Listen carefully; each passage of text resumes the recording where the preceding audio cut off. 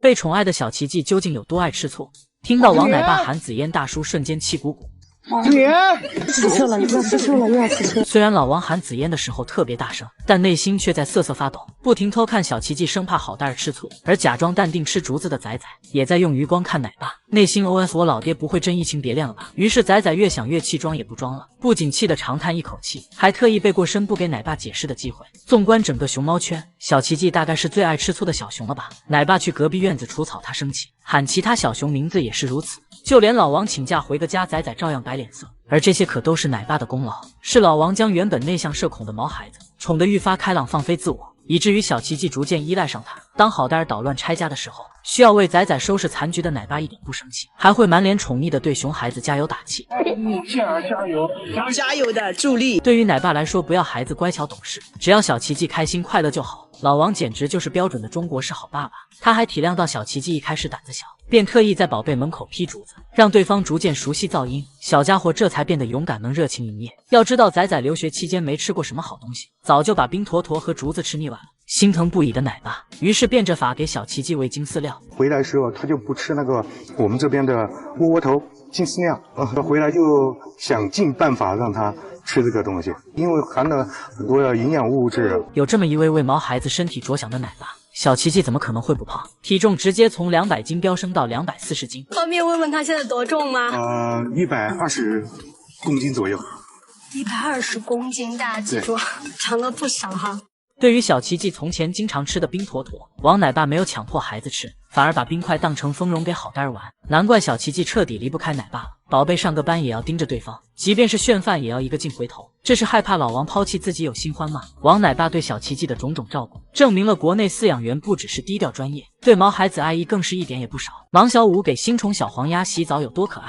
果然全世界的小孩都对玩具爱不释手。我爱洗澡，乌龟跌倒。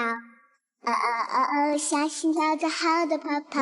第一次见到调皮的小五这么安静，他抱着小黄鸭的样子简直要把人心萌化了。不过五少如此钟爱玩具也情有可原，毕竟曾经的那些玩具都不见踪影了。想当年芒小五得到熊生第一架飞机后，整个熊都变得容光焕发，只可惜因为孩子太小，只能被饲养员抱着试开，或者是坐在妈妈芒仔副驾驶上兜风。宝贝好不容易等到独自开飞机，结果一觉醒来大灰机突然消失不见，原来是馆长看到孩子光顾着玩，生怕小五中暑才不得不没收飞机。不明所以的他看着家里空空如也，再也忍不住泪水了，直接抱着大树哭得仰天长啸，像是在说还有没有王法我要告到中央。外公看到孩子闷闷不乐的样子，便补偿一个粉色的小猪，可芒小五拒绝打一巴掌给个甜枣，直接背对游客用拒绝营业表达不满。这小子还没从失去大飞机的阴影中走出来，虫洞饲养员梅开二度，又把毛孩子耍帅的敞篷车收走。经历2次离别的小五彻底破防了，又躲到树上哭得稀里哗啦的，内心 OS： 难道熊的一生就是失去再失去吗？自从芒小五玩具被接连没收后，他的娱乐方式只剩下在草地上滚来滚去。可惜的是这小子还没玩2天，工作人员又去他的院子里割草。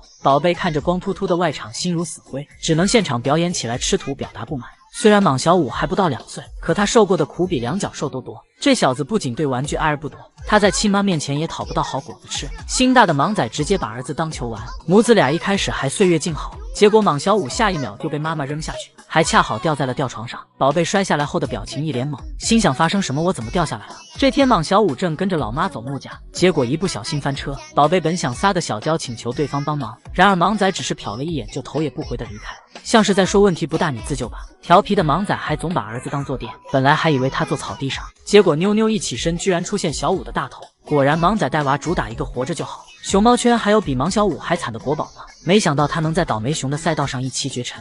飞云才是当之无愧的团宠公主吧，在饲养员宠爱下活成国宝该有的样子。飞云啊，飞云呐，你公主回家。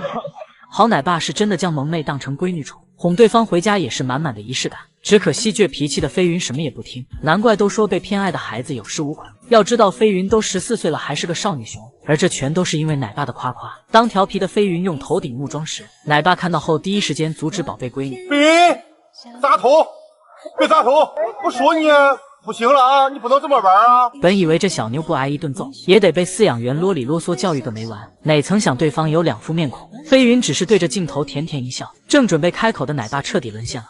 哎呦我的妈呀，还带个小花来了，好看了呀！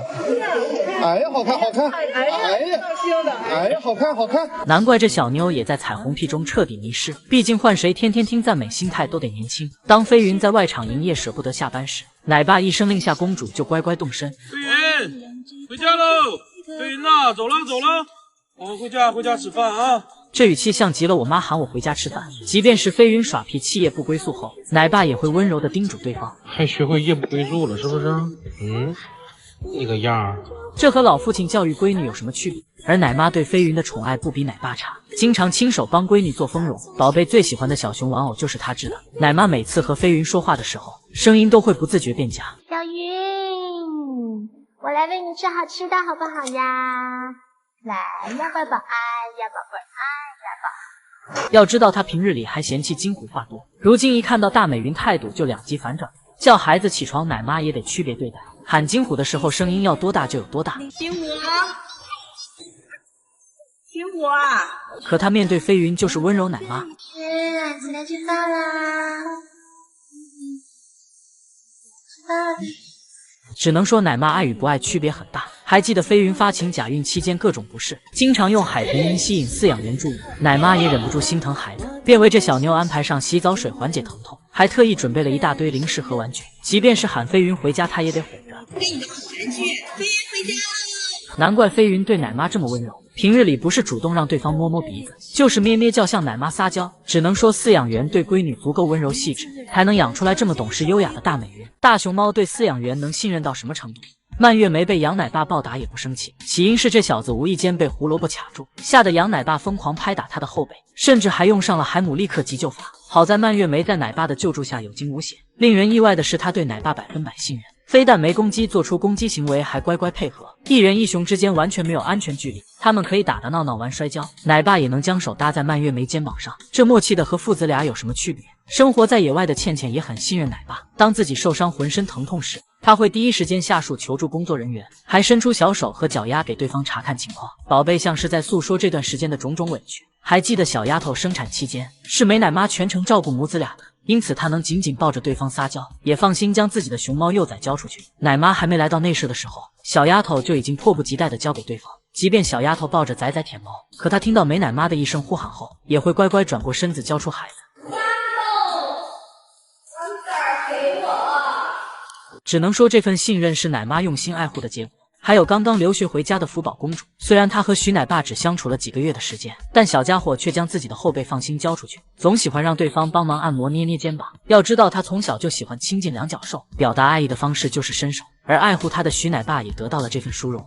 有一个小动作，偶尔他会手伸出来想抓东西。同样对饲养员极为信任的还有于可。身为熊猫圈首位妈宝熊的他，平日里一言不合就飞扑到奶妈身上，这姿势换作两脚兽都不一定能成功，但大可子却笃定奶妈会接住自己，这一扑足以可见他对饲养员有多放心。远在马来西亚的凤仪也是如此，即便她早就已经是好几个孩子的妈了，可宝贝还是对奶爸无条件信任，对方能毫无顾虑地进入内场，不管是近身投喂还是撸脑壳揉耳朵，凤仪非但没抗拒，还会主动配合。而兰香作为虫洞女王很不一般，其他熊猫妈妈生下宝宝后都会护崽，饲养员拿着蜂蜜靠近都难。可她坐月子期间被好几个奶爸轮番伺候，有递吮喂到兰香嘴边的奶爸，也有小弟帮忙喂奶。咱就是说熊猫妈妈的存在形同虚设，毕竟兰香不费吹灰之力就能带娃。只能说熊猫和饲养员之间能这么信任，前提条件就是奶爸奶妈对自家宝贝用心。